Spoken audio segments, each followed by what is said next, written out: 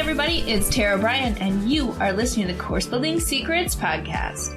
Whether you're a coach or a CEO, the success of your team and clients is based on your ability to deliver a consistent experience and guide them on the fastest path to results. This podcast will give you practical, real-life tips that you can use today to build your online experiences that get results and create raving fans. Why? So you can monetize your expertise and serve more people without adding more time or team to your business.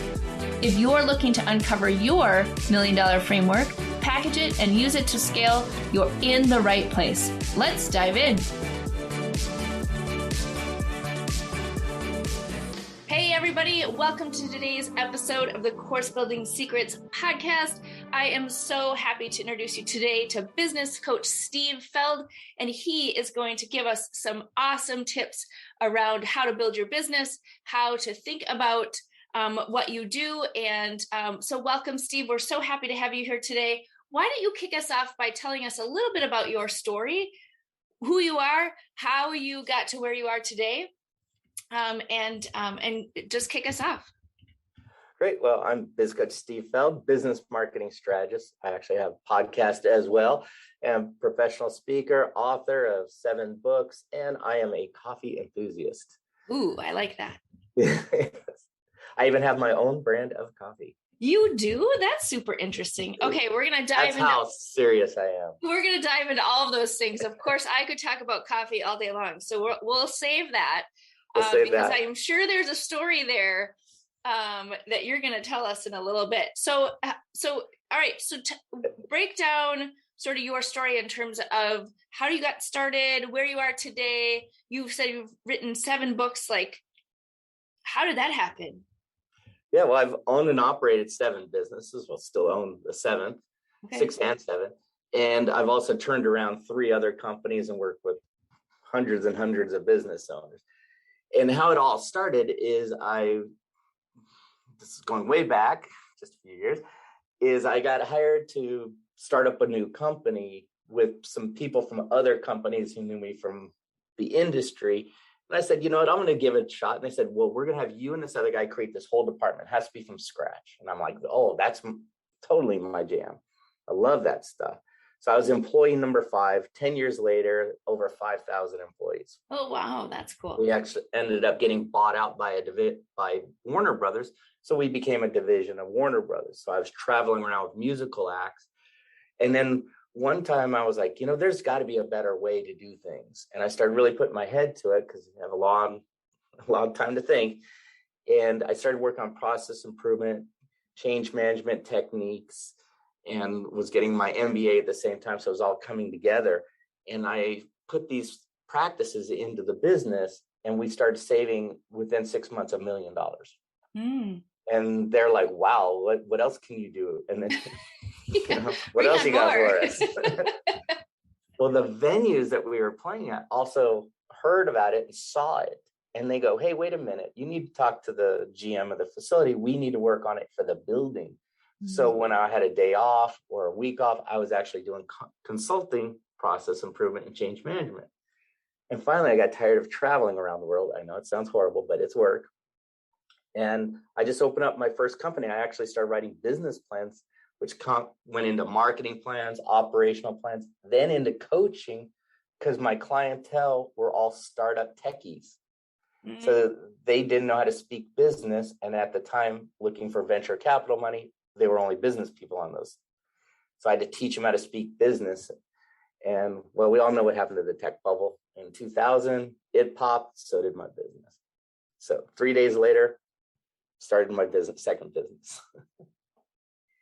That's amazing. So, okay. So you're a little bit of a serial entrepreneur, right? That's what I'm gathering.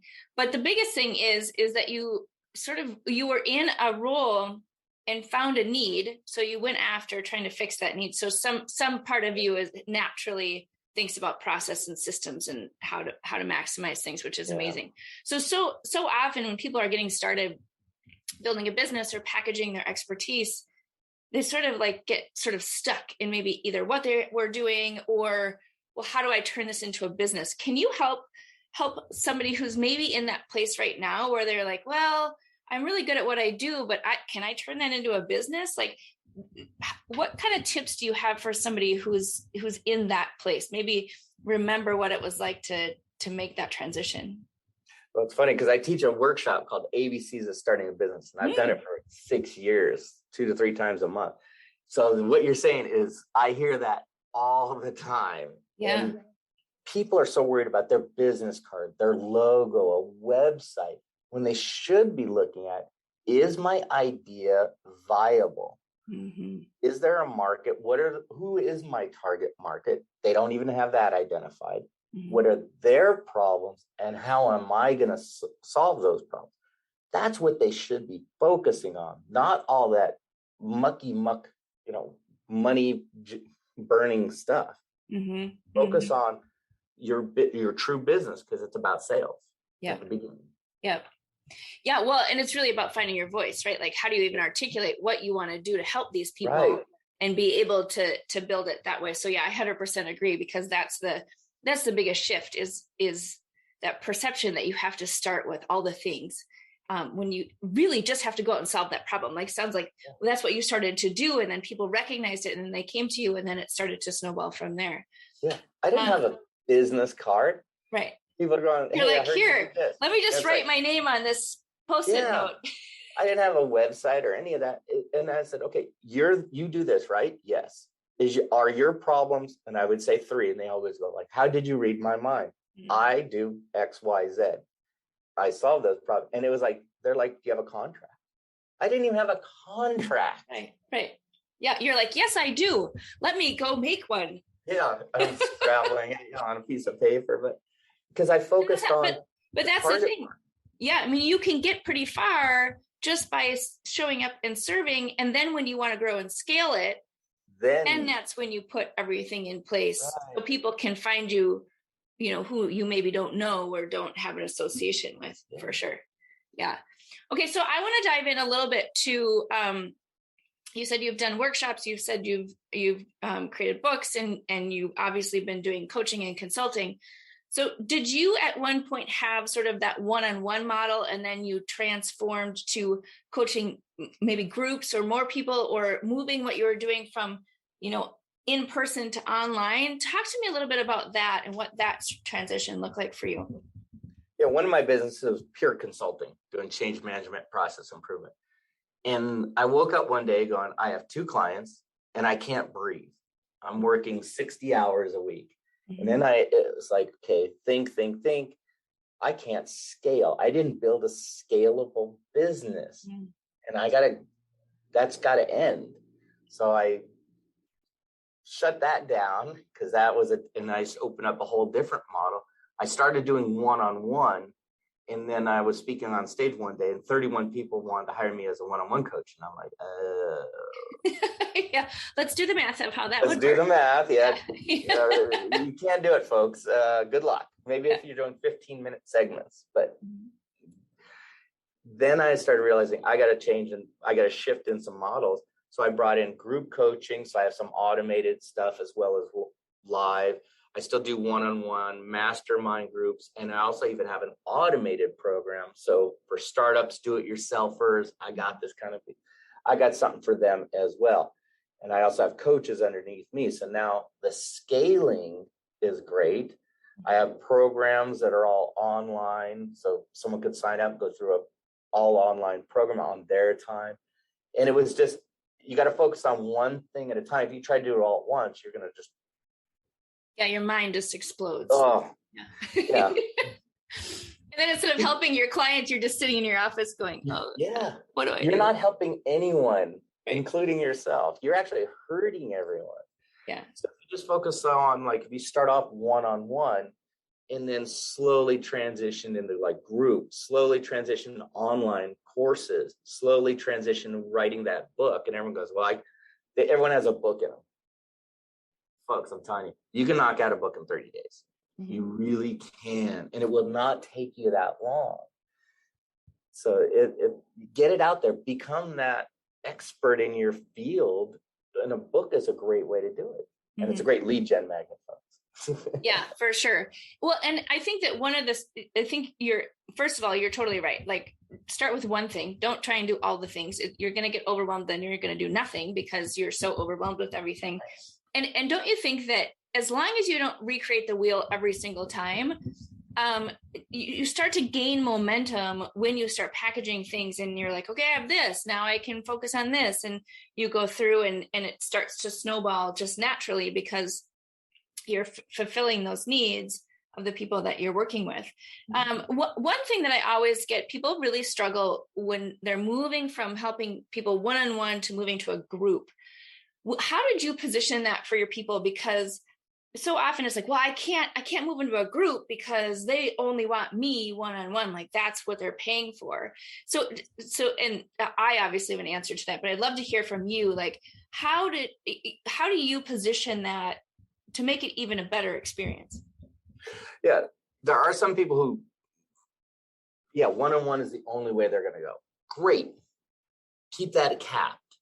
Mm-hmm. So whatever your magic number is, I hear 10 to 15 from most coaches. That's a magic number. You think 10, 15 one-on-one, that's not a lot. Do the math on your calendar. That's a lot. Mm-hmm. I've been there. 15 was like, oh my gosh, because more goes into it. Group is for other people. Maybe they think of it like an advisory, a non-paid advisory board with other people with like-minded goals. So we're all from different industries, different backgrounds, different knowledge, but we're sharing knowledge. And I always learn something in the group, and I'm the facilitator. And it's just like, wow, that's a great perspective on something I've been doing or they've been doing. And I'm writing it down going, I got to check this out. Because that was a fantastic idea.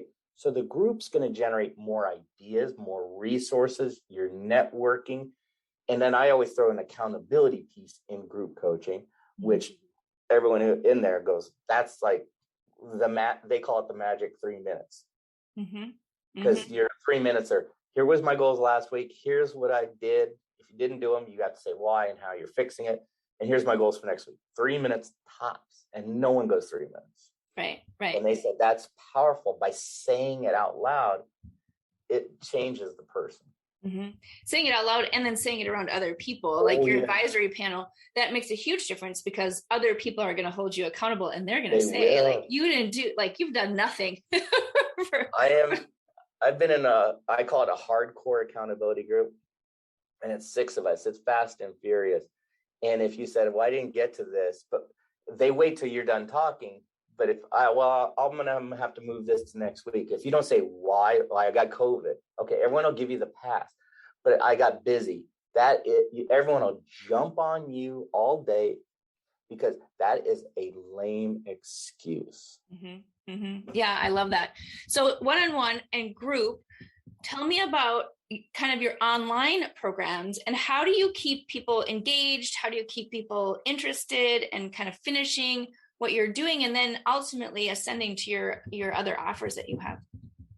Absolutely. Yeah, the online, so it drips on them every week with this many things to work on.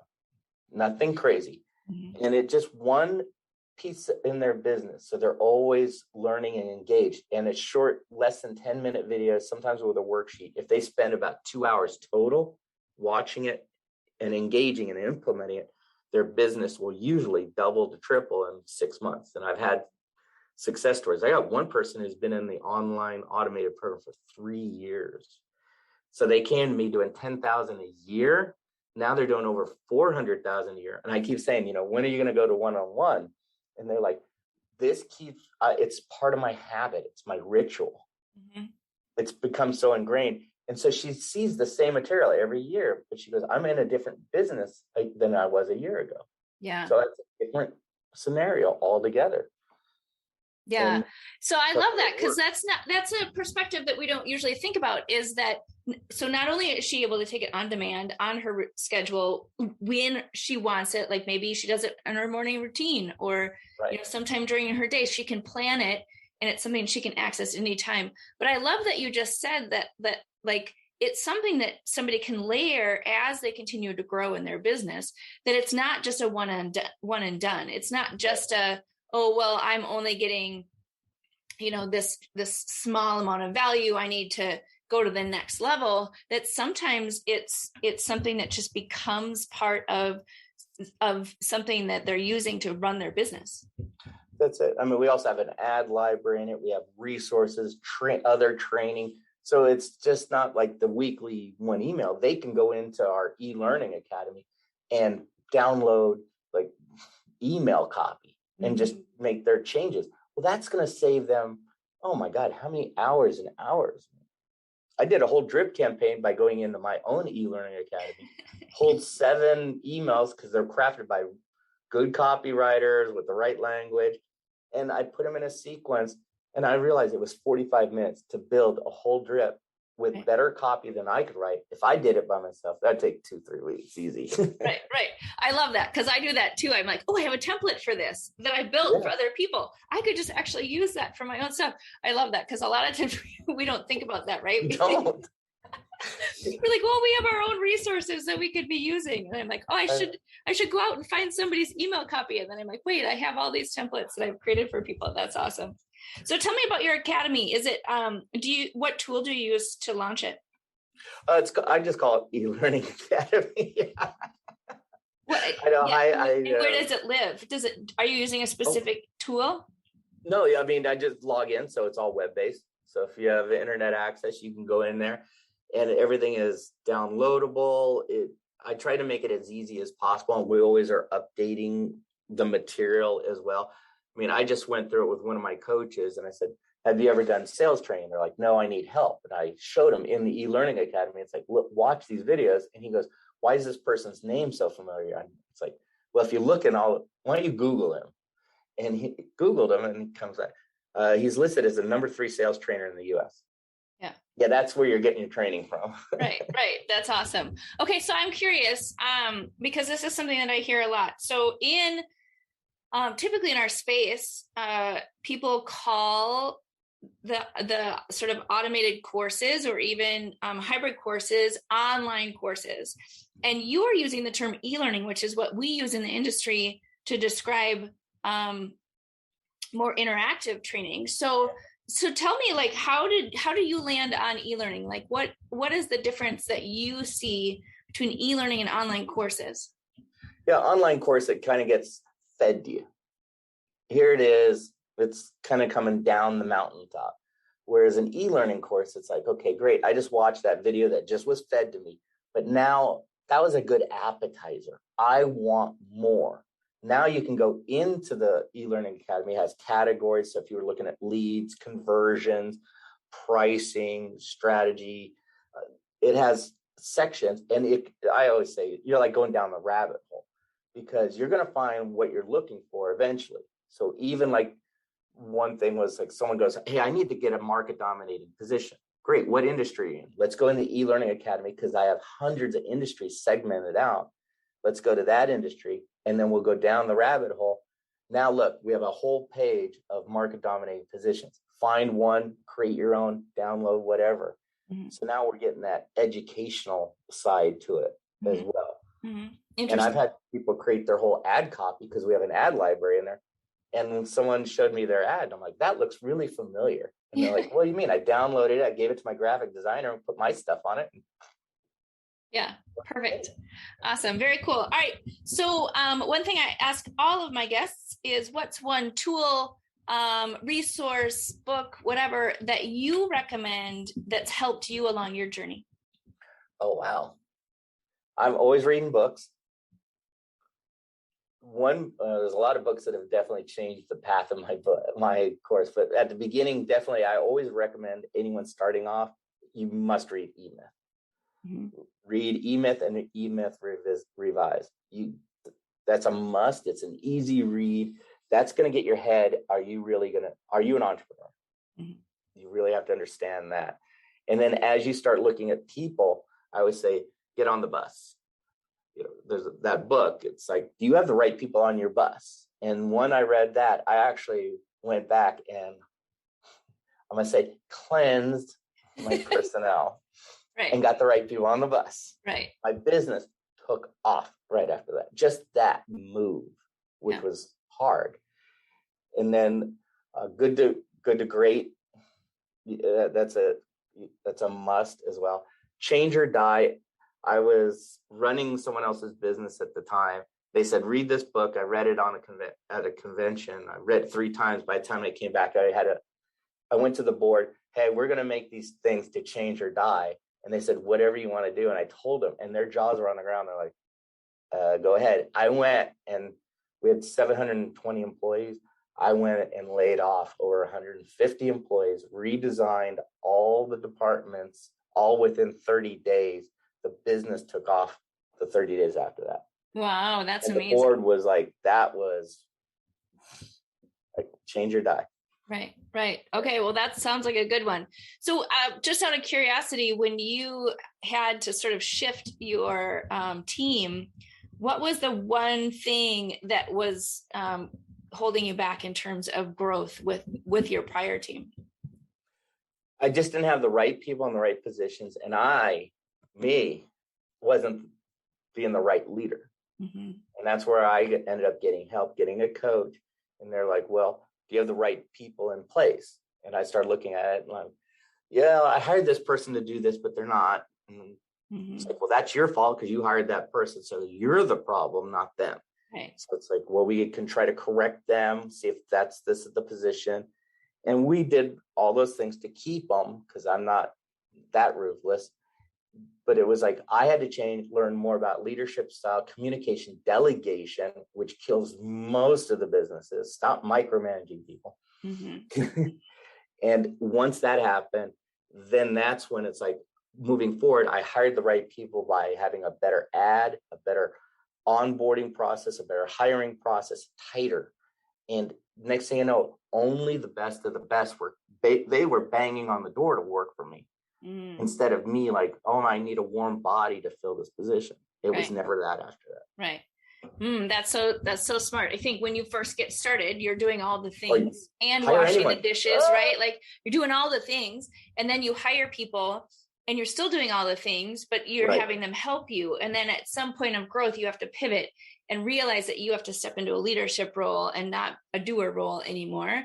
And so moving forward. So that's awesome. So that, you said that was Good to Great was the book that helped that? Yeah. Or E-Myth? E-Myth is great because that's going to get you the 3 levels. So are you the entrepreneur, the manager, or the technician? Right. As new business owners, you're always the technician because you can build a better mousetrap. You have to move yourself into the entrepreneurial role. Yeah, very smart. Awesome. Well, I love those resources. So what do you think, like your biggest sort of actionable tip, like bring it into something that's super tactical for our audience? Like, what do you think is, sort of your number one thing that you would recommend to people who are trying to move from one-on-one to one-to-many or trying to grow and scale? Like, what's the one thing that you want to share with my audience around that? Being that I've been there, and I finally took some other coaches' advices, and it was to get help. Yeah. Because what we think how we can move from one-on-one to group, it's up here. But when you start saying it from here and your heart, it's like, whoa, that's not going to fly. And then what kind of value are you giving to the people now? Because it's different. So in one-on-one, it's very interactive and resources and everything. Well, why can't you do that in group, but it's on a bigger scale? Instead of being about you helping them, it's about everyone helping. And getting an outside perspective really did help me develop my group programs, going, wait a minute, here, use the power of the group. That's what I would say. It's like, there's someone smarter than us out there, and they're probably in our group. Yeah, well, and that's what I think that I've been hearing from you during this time is how you have gone out and asked for help. You have hired coaches. You have looked at, okay, so I'm very good at what I do, but there's another perspective that somebody could help me take it to the next level or look at something a little bit differently. So I love that approach because I think so often, especially when people are getting started, they feel like they have to do it all themselves. And exactly. Yeah. I agree. I mean, if Michael Jordan had over 20 coaches and he's the greatest basketball player ever, he knew something. And he even said, like, I can only see me. they see things in me I can't see, and they push me to be better. And without them, I don't know what better is. Right. Oh, that's so good. That's so good. I always say you can't see the label if you're inside the bottle, right? Like we can only see what we can see, but there are all these other sort of parts and pieces of ourselves or how we bring value to the world that if somebody else can just sort of shine light on that, sometimes it helps you just go to that next level so much faster. So I love that, Steve. That's super powerful is that message of really, be scrappy, be, like get in and do the things and help people and get help yourself so you can continue to grow and move forward. Yeah, we all buy our own brand of BS. That is true. So yes, that's another good reason is they help you keep it real, right? They do. Oh yeah. Yeah, that's awesome. But I mean, in the same sense, you wouldn't think about writing a book and putting it out there without having an editor or somebody who's going to look at it critically. And so often we just don't think that way when we're putting out our programs or we're going out to market. It's that same thing of like, hey, can you look at this and make sure that it is providing the value, it's saying what I want it to say, and looking at that. So yep, that's super powerful. Awesome. So where can my audience learn more about you and find all these great programs and books and all these things that you've been talking about today? Yeah, I have my website. Well, it's Biz Coach Steve, BIZ Coach Steve. And then for all the resources, you can just put a / and about, and it has everything about me. Awesome. Very cool. We will put that in the show notes. Steve, thank you so much for being on the podcast today. It was a pleasure to talk to you and learn more about what you do and how you do it. All right, everybody. So go out and check out Steve's information, and we will see you on the next episode. Hey everybody, just wanted to jump on at the end of this episode to let you know about a special event that we are hosting in August. It's August 1st through the 5th. It's called Gamify My Course Camp. Not only are we having a camp theme, meaning you're going to be doing tug-of-war, an obstacle course, a scavenger hunt, all sorts of things, but we're really going to spend some time focused on your course, adding participation and ways to engage your learners in your course so they finish. Because I don't know about you, but so often people come to me and the biggest challenge that they have is that people aren't staying. They're not finishing their courses. They're not ascending to their new offers. It's almost like they're bringing them in and they have a leaky bucket because they're going right back out. So if that is you, if you are interested in taking your online course or program to the next level, please come and join us. It'll be, again, August 1st through the 5th, Gamify My Course Camp. You can find that at TaraLBryan.com/Gamify. Hope to see you there. I hope you enjoyed today's episode. The best thing you can do is to take action on an idea or tip that resonated with you. To help you take action, I have a free gift for you that you can download in the show notes. During each episode, we publish an action plan worksheet and other helpful takeaways from our speakers in the Course Building Secrets Creators Lab. To register for free, click on the link in the show notes. Enjoy.